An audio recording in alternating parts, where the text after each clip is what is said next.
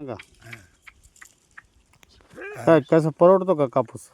काय कापूसच परवडत नाही. हम्म खर्च किती आहे पाहा ना तुम्ही. हम्म हा हम्म कापूस त्याला बियाण लागतंय, हम्म खत लागतंय, हम्म औषध लागतंय, हम्म खुरपण लागती, हम्म नांगट पाळी. हम्म काय परवडतंय सांगा तुम्ही. आणि मजुरी सध्या वाढली ना. आणि मंजूर 10 रुपये किलो कापूस आता तर 20 रुपये घेते. हम्म आणि काय उरलंय सांगा तुम्ही. ते काहीच उरत नाही. हा असं झालं ते. आता ते आपला शेतकरी धर्म आहे त्याच्यामुळे हे नाही करणं नाही, हे आहे. आता लेता फिता येत नाही म्हणून आता हे कर नाही काम. हा हा आता तुम्हाला सांगा, हे बसून खुर्चीवर राहणारला पगार आहे. हम्म हम्म मग याला मार्केटला निदान भाव तर द्यावा का नाही. हे बरोबर आहे. हा याला भाव बी नाही. काय अवघड करता आहे, आता, अवघड इलाज आहे. नाही त्याला. हम्म आता हे सरकार असं आलंय.